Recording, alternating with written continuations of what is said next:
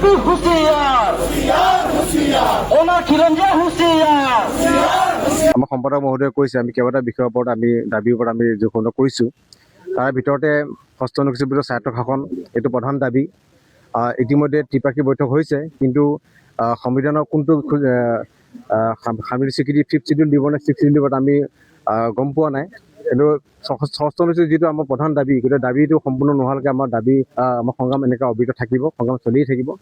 লগতে তিৱা সাহিত্য পৰিষদৰ এলেকাৰ যিবোৰ ট্ৰাইবেল বেল্ট এণ্ড ব্লক আছে, তাৰ অবৈধ বেদখল হৈ আছে। বেদখল চৰকাৰে মুক্ত কৰিব লাগিব, এইটো আমাৰ দাবী। তাত হিন্দু হওক বা মুছলমানে হওক কোনো কথা নাই, যোনে বেদখল কৰিছে তেখেতসকল বেদখল মুক্ত কৰিব লাগিব।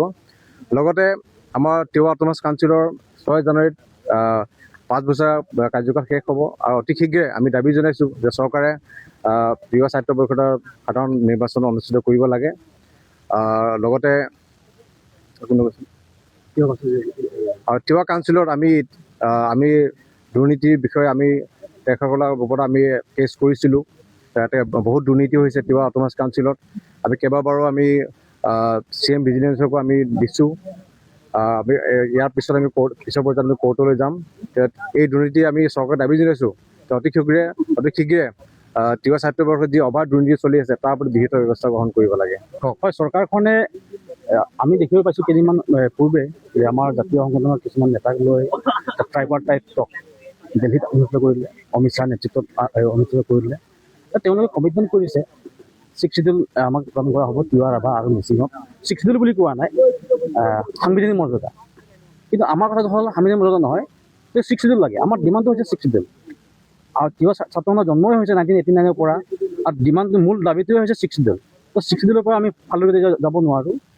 আৰু যদি যিটো টক্সটো হৈছে, এই টক্সটো মানে আমি ভাবোঁ এটা ফলপ্ৰসূ হ'ব লাগে, এইটো মানে পজিটিভ এটা হ'ব লাগে। এইটো কেৱল মানে পলিটিকেল ইছ্যু হ'ব নালাগে, ৰাজনৈতিক ইছ্যু হ'ব নালাগে বিজেপি গভৰ্ণমেণ্টৰ। তো আমাৰ এইটো স্পষ্ট কথা, যেতিয়ালৈকে আমাৰ তিৱাসকলক 6 চিডিউল নিদিব তেতিয়ালৈকে আমাৰ সংগ্ৰামটো আমাৰ অব্যাহত থাকিব। লগতে আমাৰ এই তিৱা সাহিত্য পৰিষদৰ অন্তৰ্গত 17টা ট্ৰাইবেল বেল্ট এণ্ড ব্লক আছে, আৰু PGR ভূমি আছে।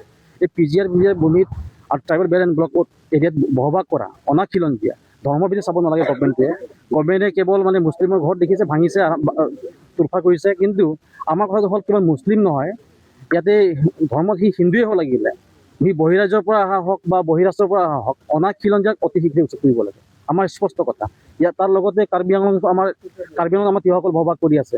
কাৰ্বি আংলঙত বসবাস কৰা তিৱাসকলক সাহিত্য পৰিষদৰ কাৰ্বি আংলং সাহিত্য পৰিষদৰ অন্তৰ্গত এটা আঞ্চলিক সাহিত্য প্ৰদান কৰিব লাগে। লগতে মেঘালয়ত বসবাস কৰা যিসকল তিৱা বিফৰ 1973 যেতিয়া মেঘালয় গঠন হোৱা নাছিলে, তাৰ পূৰ্বে সেই অঞ্চলত বসবাস কৰা তিৱাসকল ST আছিলে। কিন্তু যেতিয়া নেকি মেঘালয় অন্তৰ্ভুক্ত কৰা হ'ল, গোভাৰাজৰ পৰা ফাললৈ কাটি পেলাই তেওঁলোকক যেতিয়া মেঘালয় অন্তৰ্ভুক্ত কৰিলে, তেতিয়াৰ পৰা তেওঁলোকক ST গঠন কৰা হ'ল। কিন্তু সেই আগৰ যিটো ষ্টেটাছ তেওঁলোকে পাই আছিলে, সেইটো আমাক পুনৰ ঘূৰাই দিব লাগে। তাত মেঘালয় বসবাস কৰা তিৱাসকল বৰ্তমান তাৰিখত আমাৰ লাহে লাহে ST নোহোৱাৰ কাৰণে আজি অলপ কালি অলপ কৰিবলৈ আমি এতিয়া মুষ্টিমেয় কেইটামান তিৱা মানুহ তাত জীয়াই আছোঁ। গতিকে সেই তিৱাসকলৰ কথা আমি ভাবিব লাগিব, চৰকাৰখনে ভাবিব লাগিব। লগতে ইয়াতে আমাৰ গোভা যিটো ট্ৰাইবেল বেল্ট এণ্ড ব্লক অঞ্চলত মানে বায়ু সেনা নিৰ্মাণ কৰিব ওলাইছে, আমি তাৰ বিৰোধিতা কৰিছোঁ। আৰু এইটো মানে মাজতে এটা টক্স কৰি পেলাই তেওঁলোকে উঠাই দিয়া হ'ব আৰু কোনো ছাৰ্ভে কৰা নহ'ব বুলি তেওঁ কমিটমেণ্টহে কৰিছিলে, কিন্তু লিখিত দিয়া নাই। আমাক লিখিত হিচাপে জনাব লাগে, তিৱা ৰাজ্যক লিখিত হিচাপে দিব লাগে যে ইয়াত বায়ু সেনা ইয়াতে নিৰ্মাণ কৰা নহ'ব। এইখিনি আমাৰ দাবী। আৰু লগতে তিৱা সাহিত্য পৰিষদৰ যি নিৰ্বাচন অতি শীঘ্ৰে হোৱাটো আমি কামনা কৰিছোঁ। জানুৱাৰী 6 তাৰিখত তেওঁলোকে ম্যাদ উকলিব এখন কাউন্সিলত। জানুৱাৰী 6 তাৰিখৰ পিছত তেওঁলোকে ইনভেলিড গতিকে এই জানুৱাৰী 6 তাৰিখৰ আগতেই গভৰ্ণমেণ্টে আমাক ক'ব লাগে কোনদিনাখন তেওঁলোকে নিৰ্বাচন পাতিব গৈ আছে, সেইটো আমাক ঠিৰাংকৈ জনাব লাগে।